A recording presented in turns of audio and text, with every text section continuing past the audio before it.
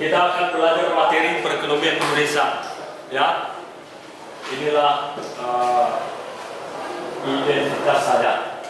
Ya, nama saya Maulana Zega SEMM. NPM saya 0110 058203 tahun akademik 2020-2021. Inilah materi pertama tadi sesuai dengan RPS yang saya paparkan tadi, yaitu mengenai ruang lingkup perekonomian Indonesia. Ya, mengenai ruang lingkup perekonomian Indonesia. Baik, yang pertama dulu kita akan belajar apa itu arti ilmu ekonomi. Ya, saya rasa teman-teman mahasiswa sudah memahami istilah perekonomian atau ekonomi mulai dari semester 1, semester 2, dan semester 3. Ya, bahkan di semester 4 ini banyak belajar tentang ekonomi. Ekonomi itu adalah cabang atau bagian dari ilmu sosial yang mempelajari serta menjelaskan tentang ikhtiar usaha-usaha manusia dalam memenuhi kebutuhan hidupnya dengan mengejar tingkat kemakmuran. Ya, artinya ilmu ekonomi itu adalah usaha-usaha manusia untuk menafkahi hidupnya. Kenapa dia harus menafkahi hidupnya? Supaya dia bisa makmur. Kenapa dia bisa menafkahi hidupnya? Supaya dia bisa sejahtera. Kenapa dia bekerja? Supaya bisa mampu menghidupi keluarganya. Ya, itu secara sederhana pengertian ilmu ekonomi. Dan ada juga pengertian yang lain tentang ilmu ekonomi. Ilmu ekonomi adalah bagian daripada ilmu sosial yang artinya mencakup semua hubungan sosial di antara individu dengan individu lain, ya, antar kelompok, antar regional, antar daerah, dan antar negara yang saling berhubungan timbal balik dalam rangka memenuhi kebutuhannya. Ya, jadi sudah pasti kita ketahui bahwa manusia ini adalah tidak bisa hidup sendiri, harus melalui bantuan orang lain. Nah, itulah yang disebut dengan manusia sosial, makhluk sosial. Manusia itulah makhluk sosial. Kekurangan si A pasti akan dipenuhi, dilengkapi oleh si B. Kebutuhan si A kekurangan, maka si B akan menutupi, melengkapinya. Atau dengan kata lain, petani ya tidak laku berasnya kalau tidak ada seorang PNS yang akan membeli barangnya itu atau berasnya itu sendiri. Demikian juga dengan nelayan. Seorang nelayan ketika dia memancing di laut banyak ikan, maka yang membeli ikannya dia itu adalah seorang yang sudah bekerja, yang sudah memiliki pendapatan besar. Ya, jadi kita sudah mengerti bahwa kebutuhan itu, jenis-jenis kebutuhan itu ada kebutuhan primer, ada kebutuhan sekunder, dan ada kebutuhan tersier. Ya, kemudian ini dia pengertian perekonomian Indonesia. Ya, perekonomian Indonesia itu pengertiannya adalah yang pertama, sifatnya memiliki kekeluargaan, memiliki sifat kekeluargaan. Ya, kekeluargaan. Yang namanya keluarga berarti harus ada kerjasama. Ya, seorang ayah dan ibu dan demikian juga anak-anak harus bekerja sama dalam mencapai suatu tujuan. Kekeluargaan. Kemudian adalah kebersamaan dan gotong royong.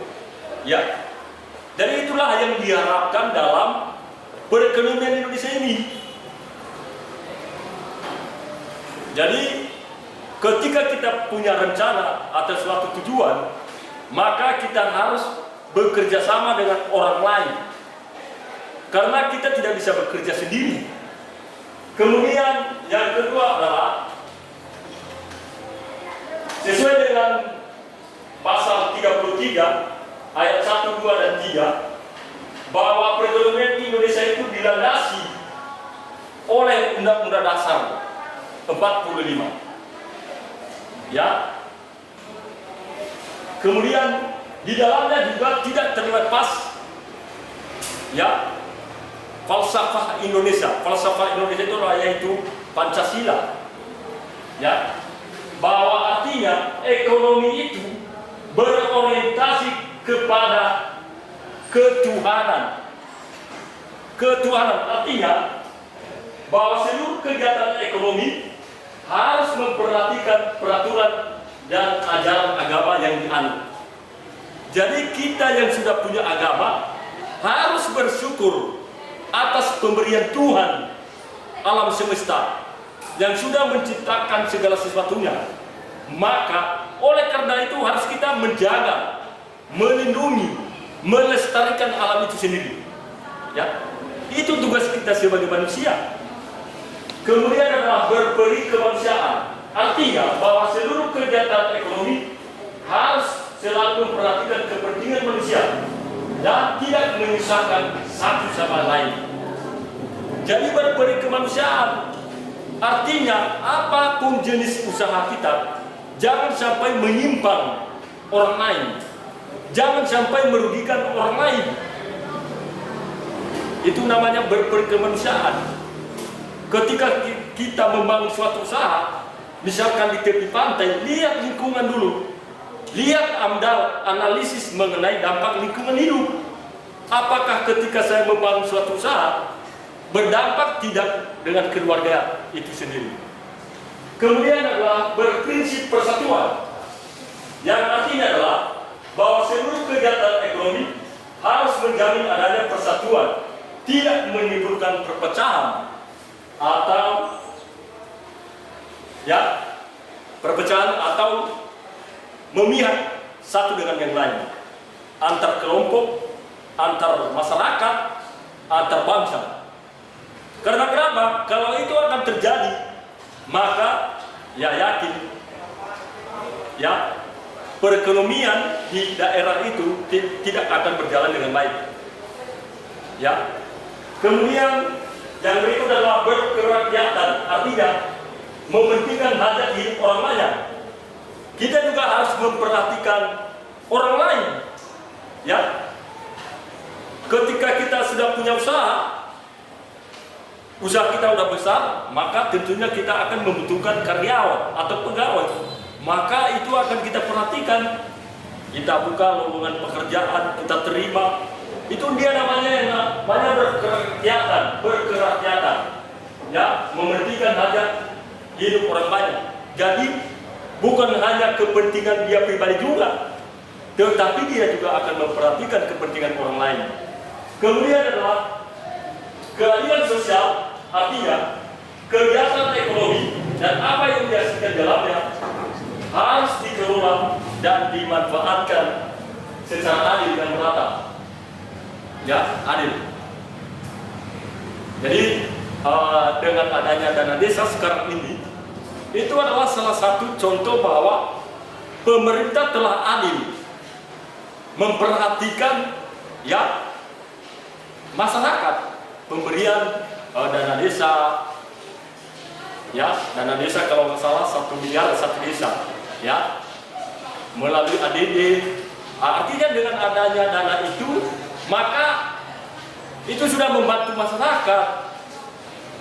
Dibuka badan jalan, maka masyarakat lancar membawa hasil-hasil produksi dari pertanian ke pasar, ya lebih cepat. Kemudian inilah kebijakan-kebijakan pemerintah dalam perekonomian Indonesia. Ada beberapa tadi materi yang saya sampaikan. Mulai daripada pengertian perekonomian Indonesia sampai pada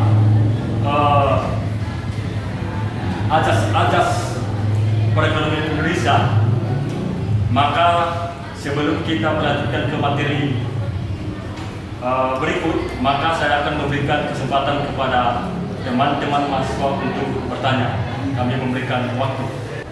Saya ingin bertanya, Pak. Iya. Apa saja ciri-ciri utama perekonomian Indonesia? Kita sudah dengarkan bersama pertanyaan dari teman kita Chandra Telopadua, bahwa dia akan bertanya selain juga tadi ciri-ciri perekonomian Indonesia yang kita bahas di atas, apa kira-kira ciri-ciri perekonomian Indonesia yang lain? Kira-kira ada teman-teman yang bisa memberikan pendapat sebelum saya jawab? Kira-kira ada teman-teman yang memberikan pendapat? Oh iya, nggak ada ya? Oke, saya akan menjawab bahwa selain yang kita bahas tadi ciri-ciri utama perekonomian Indonesia, ada dua. Ya, apa tadi yang di atas itu adalah bersifat kekeluargaan. Kekeluargaan berarti yang namanya kekeluargaan itu adalah satu tubuh, satu jiwa, satu tujuan. Ya, pasti kalau sebuah keluarga mau punya target di tahun 2021 ini, misalkan membangun sebuah rumah, maka tentunya mereka harus bekerja sama, saling mendukung dalam menyiapkan segala sesuatunya. Ya, artinya dalam kekeluargaan itu kita harus punya, ya, punya target dan punya komitmen, saling tolong menolong, saling melengkapi, saling bekerja sama dan lain sebagainya. Jadi itulah yang pertama. Yang kedua adalah bersifat demokrasi. Ya, ciri-ciri perekonomian Indonesia yang lain adalah bersifat demokrasi, dari rakyat, oleh rakyat, untuk rakyat. Nah, dana desa yang diturunkan ke desa oleh pemerintah desa, pemerintah pusat, itu sudah termasuk demokrasi ekonomi. Karena kenapa?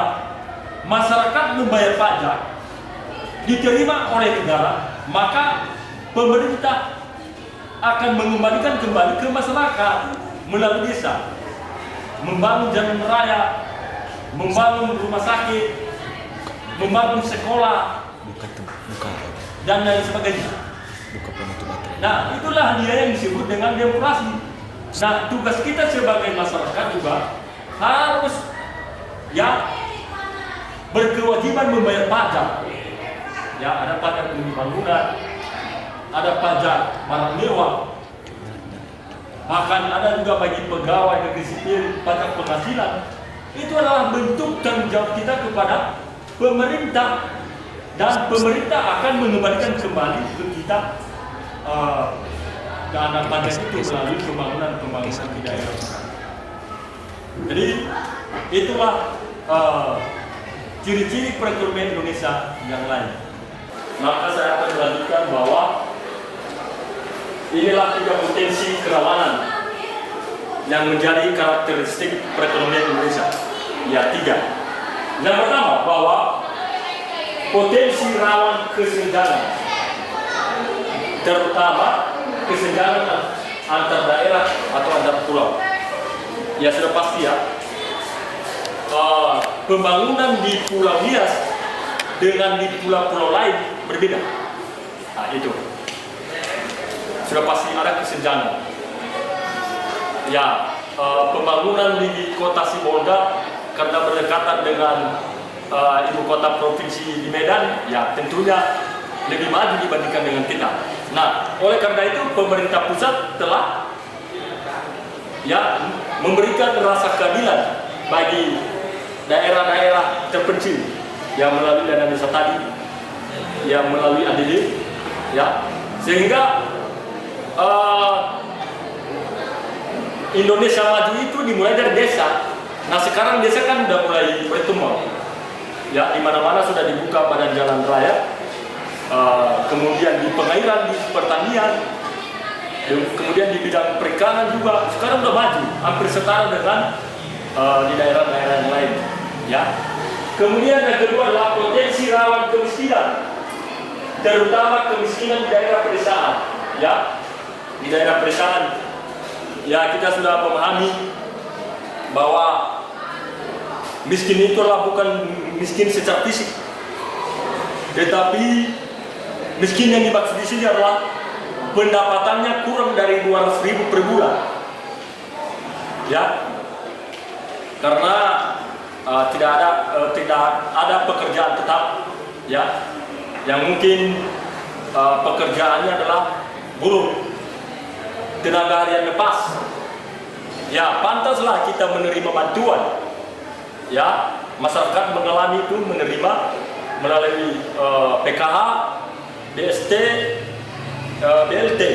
Ya, jadi kalau sudah ekonominya mampat sebenarnya, ya kita tidak boleh menerima bantuan lagi. Misalkan pendapatan kita tiap bulan 2.500.000 ke atas. Jadi dari segi pendapatan ini kita bicara miskin, ya. Kemudian yang ketiga adalah potensi rawan perpecahan, terutama perpecahan antar suku, antar golongan elit politik, ya. Contoh di Papua, OPM atau KKB.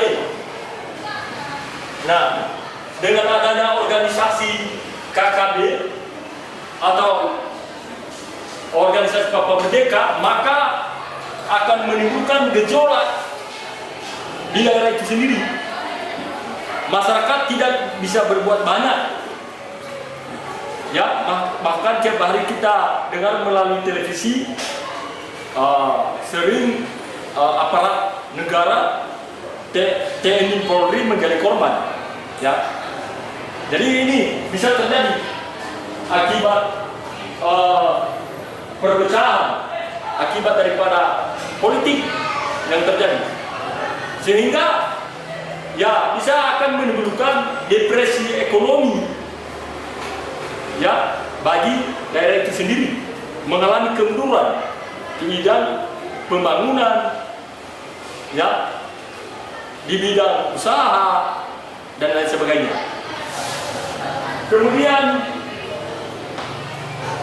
inilah strategi, ya, strategi pembangunan ekonomi. Nah, sebelum saya melanjutkan materi ini, maka saya akan memberikan kepada teman-teman mahasiswa, bila ada yang mau bertanya, kami memberikan kesempatan. Ya. Ada menjadi pertanyaan saya, Pak, dari materi yang mau dijelaskan. Apa manfaat pembangunan infrastruktur bagi masyarakat di Indonesia, seperti contohnya jalan raya, rumah sakit, dan yang lainnya? Ya, pertanyaan teman kita, apa manfaat pembangunan, ya, atau infrastrukturnya, seperti jalan raya, rumah sakit, dan lain sebagainya. Kalau ada teman-teman juga yang memberikan jawaban, respon terkait dengan pertanyaan ini, maka kami memberikan kesempatan. Menanggapi pertanyaan saudara kita Agus Silva, yang dimana pertanyaannya apa manfaat dari infrastruktur jalan raya dan rumah sakit. Kalau adanya infrastruktur,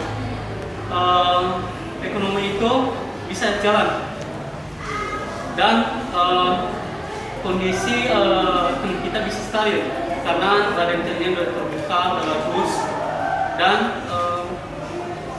segala kegiatan pemerintah itu bisa lancar. Jadi itu termasuk sebuah perkembangan dan jalannya itu ekonomi. Kalau rumah sakit, kebermanfaatannya itu bisa membuat masyarakat sejahtera, sehat, dan bisa terkendali dari penyakit. Itu saja sambutan dari saya. Baik, terima kasih, luar biasa sekali, ya, atas responnya. Terima kasih. Dan saya akan menanggapi apa pertanyaan dari teman kita tadi dan juga jawaban yang disampaikan oleh teman kita bahwa dengan adanya pembangunan maka tentunya akan memberikan dampak positif bagi masyarakat itu sendiri.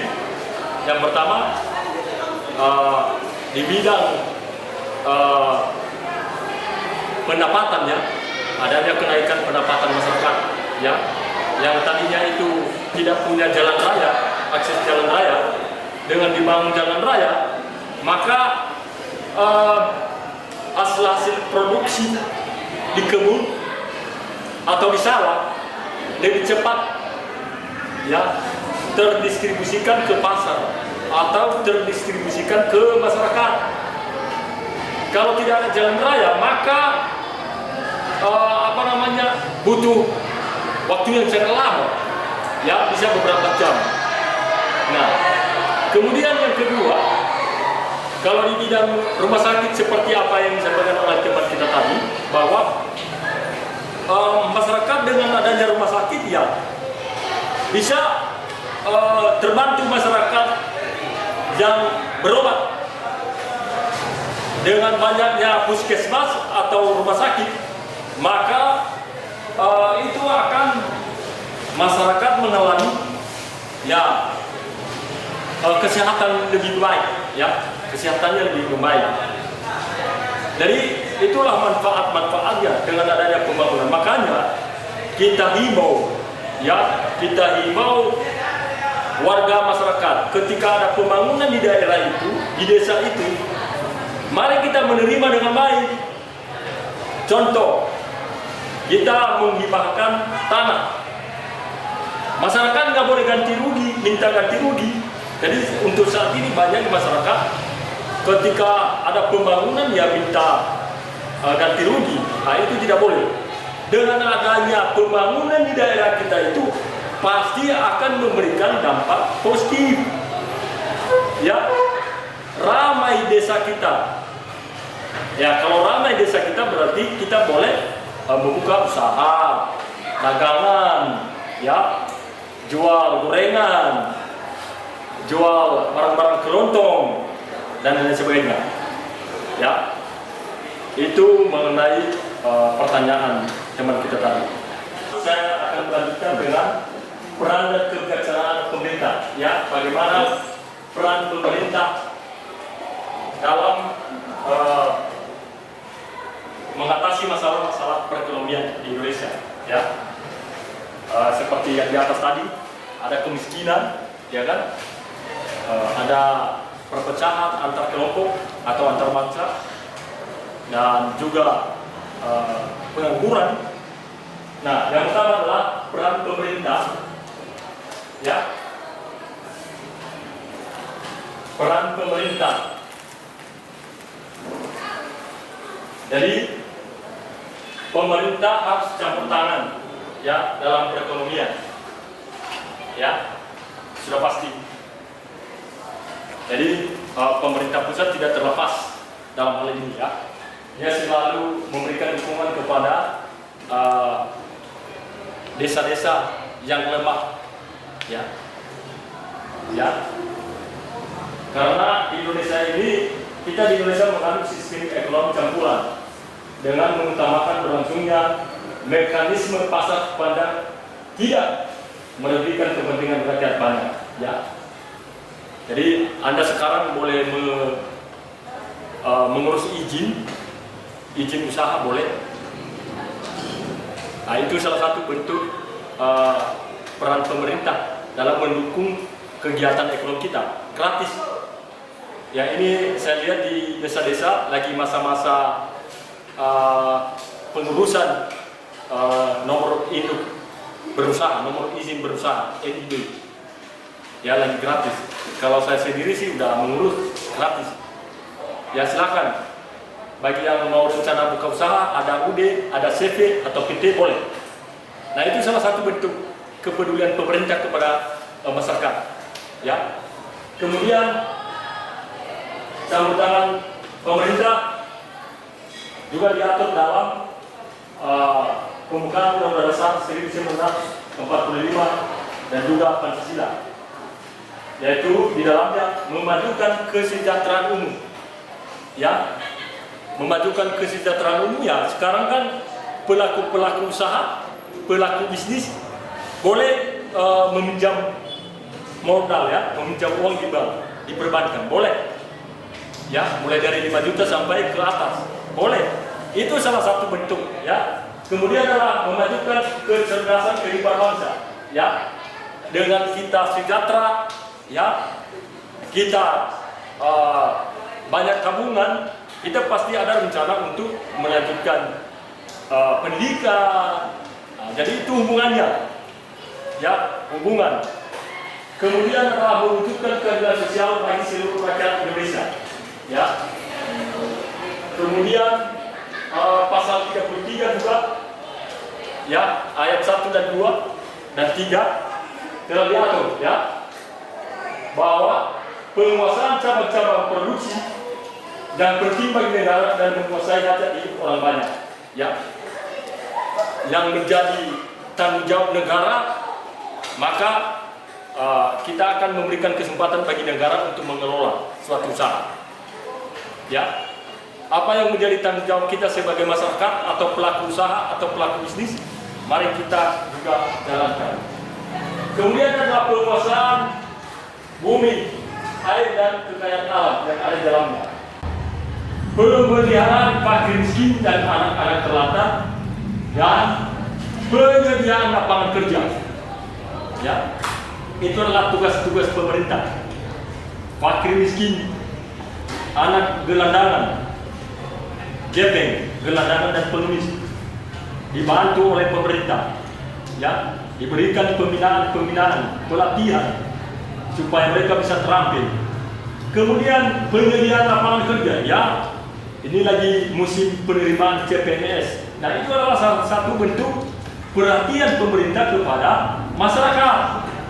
Kemudian yang menjadi kebijaksanaan pemerintah, tujuan utama atau akhir kebijakan ekonomi adalah untuk meningkatkan taraf hidup atau tingkat kesejahteraan masyarakat. Baik, itu saja tadi materi kita mengenai perekonomian Indonesia. Saya berharap kepada teman-teman mahasiswa dengan ada bahan materi perekonomian Indonesia, kami mendorong supaya belajar di rumah, membaca dengan baik, karena waktunya sudah cukup. Bila ada nanti pertanyaan, boleh dilanjutkan minggu depan, ya.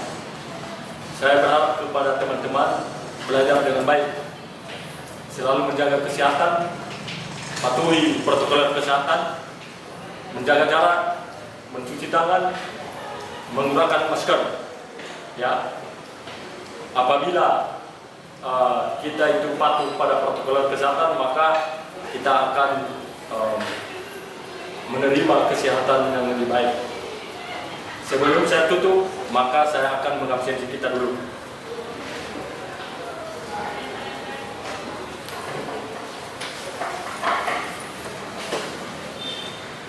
Sandra Termadua, Agus Triniat Minerva, Angelin Zedatu, Albert Tatei, Albert Yunus Diba, dan Abiran Harapan, Arianto Lasi, Antonius Julius, Agnes Masniat Florence Wulu, Agus Mina Zebua, Agus Mina Zebua, Andre Alkisaro Waru, Agus Wan Pati, Antonius Aman Takwa Zebua, Asarini Zalubu,